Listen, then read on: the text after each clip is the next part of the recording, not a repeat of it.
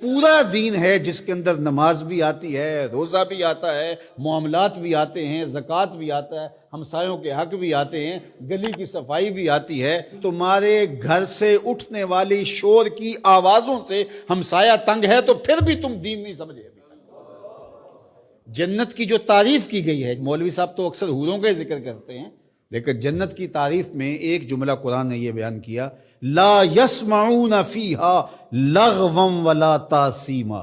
جنت ایسا خوبصورت مقام ہوگا جہاں آپ کو ایسی آواز سننے کو نہیں ملے گی جو تم سننا نہیں چاہتے۔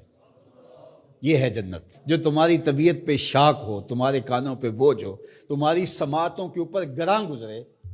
تو جنت میں